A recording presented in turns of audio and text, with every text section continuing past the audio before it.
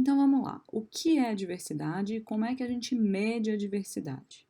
Tá? Então a gente está falando de diversidade de espécies, a gente vai medir isso considerando as espécies e o número de indivíduos de cada espécie que ocorre num determinado local que a gente está estudando.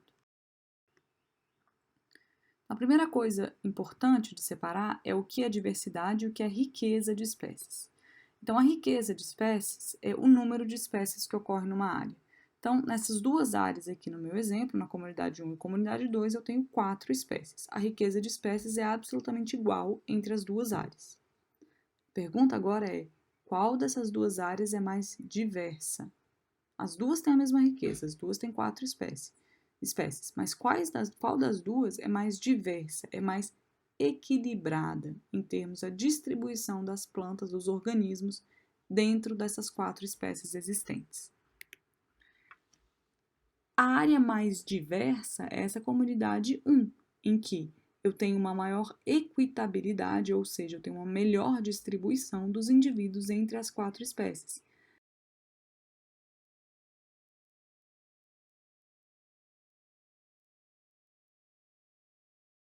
Então, se a gente olhar para essas duas comunidades, a gente vê que na comunidade acima, os indivíduos estão bem distribuídos entre as espécies. 25% dos indivíduos é de cada espécie. Então, eu tenho 25% da comunidade representada por indivíduos da espécie A, 25% pela espécie B. E por aí vai. Na comunidade 2, 80% dos indivíduos são da espécie A. E apenas 5% são da espécie B e C e 10% da espécie D. Isso significa, neste caso aqui, que se um indivíduo da espécie C morrer, provavelmente essa espécie se extingue da área, ela desaparece do lugar. Então, a diversidade ela pode ser muito afetada pela mortalidade, por exemplo, de um único indivíduo. Por quê? Porque essa riqueza de espécie está muito mal distribuída entre as espécies existentes. Então, a diversidade é uma medida que considera não só a riqueza de espécies, como a abundância relativa, ou seja, o número de espécies em cada uma, o número de indivíduos em cada uma das espécies existentes na área. Bom, essa é a lógica de como se mede diversidade. E aí existem índices estatísticos que são usados para se medir a diversidade, de fato comparar, inclusive estatisticamente, a diversidade entre áreas, por exemplo.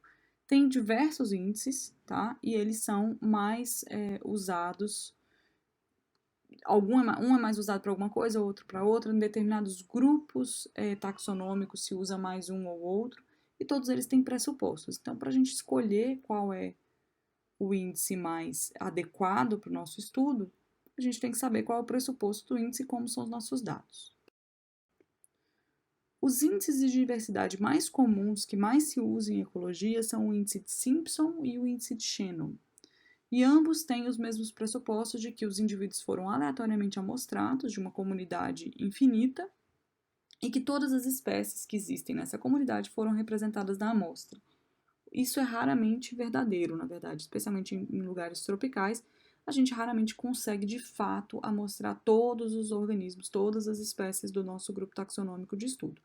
Mas é um dos pressupostos e que, pelo menos, significa que a nossa forma de amostragem possibilitaria a amostragem de todas as espécies. Isso quer dizer que você não tem um tipo de, por exemplo, para animais, um tipo de armadilha específica que exclui animais de um determinado porte e você está dizendo que você está estudando a diversidade de animais de todos os portes. Né? Então, se você vai estudar apenas pequenos mamíferos, você diz essa é a diversidade de pequenos mamíferos e você está usando armadilhas em que entram os pequenos mamíferos. Agora, com armadilhas onde só entram animais com menos de 1 quilo, por exemplo, você não pode falar da diversidade de mamíferos de uma área, porque você está excluindo, você está impossibilitando que você amostre de fato toda a diversidade daquele grupo.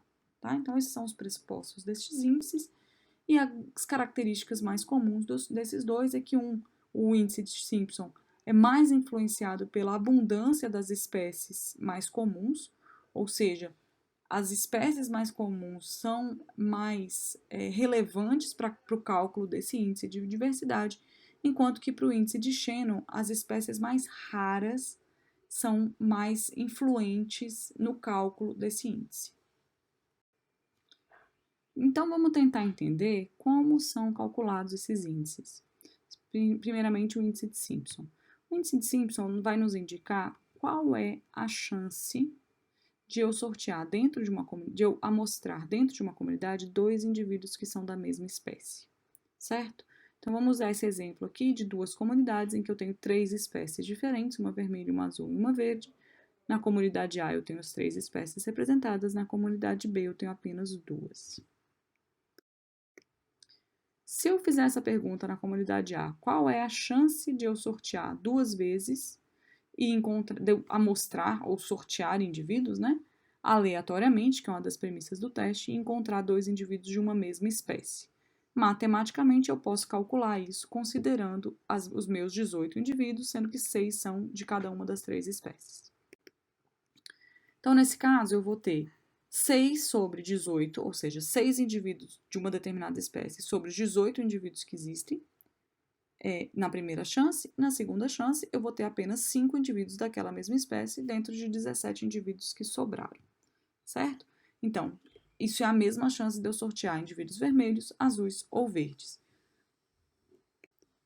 Matematicamente, isso é 6 sobre 18 vezes 5 sobre 17, mais 6 sobre 18 vezes 5 sobre 17, mais 6 sobre 18 vezes 5 sobre 17. Porque veja que tanto faz eu sortear dois indivíduos vermelhos, dois azuis ou dois verdes, certo? Para a gente calcular esse índice. Essa conta, matematicamente, dá 0,294. Para que a gente vai usar esse número e onde que esse número vai entrar na fórmula do índice de Simpson?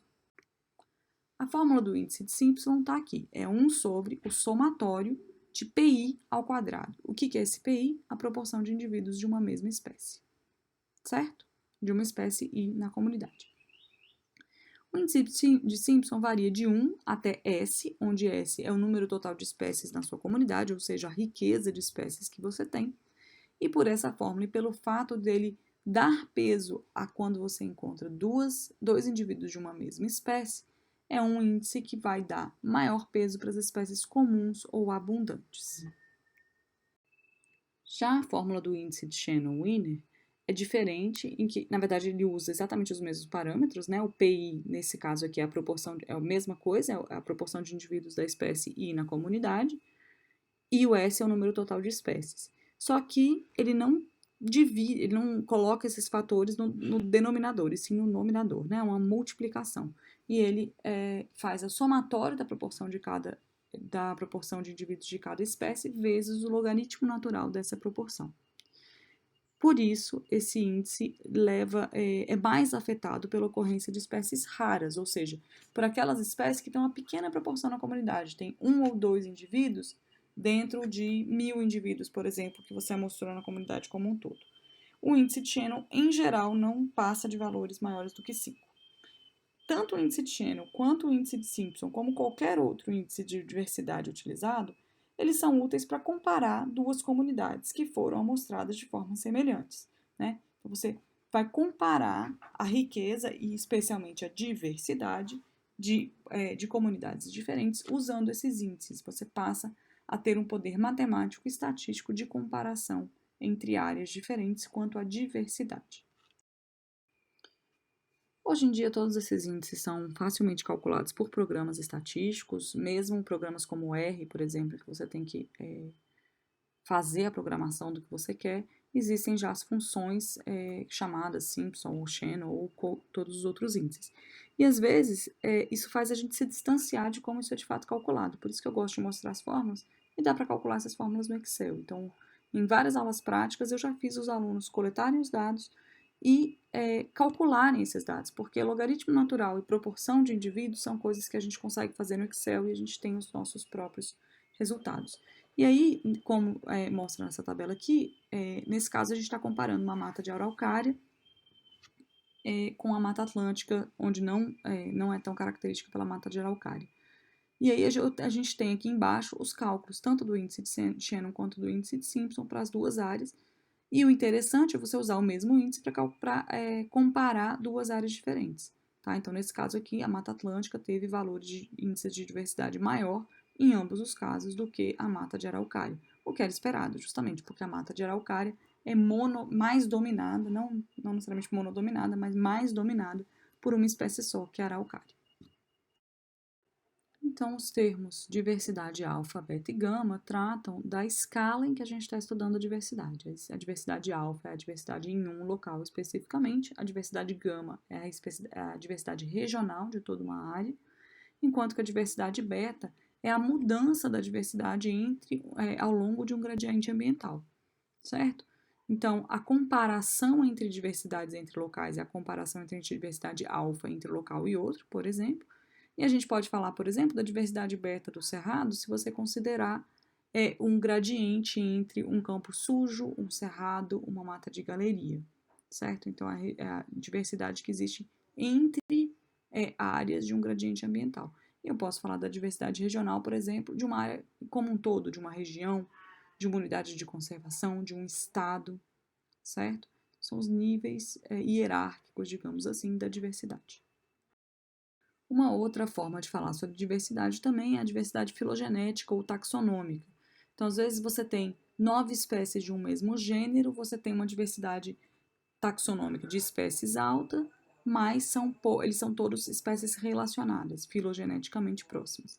Enquanto que eu posso ter uma diversidade de 5 espécies que são totalmente não aparentadas, ou são mais distantes. São, por exemplo, nesse exemplo aqui, de 4 ordens diferentes, 5 famílias diferentes, 5 gêneros diferentes, e eu ter 5 espécies. Então, é muito mais diverso hierarquicamente ou filogeneticamente do que quando eu estou falando de todas as espécies, por exemplo, de um gênero só.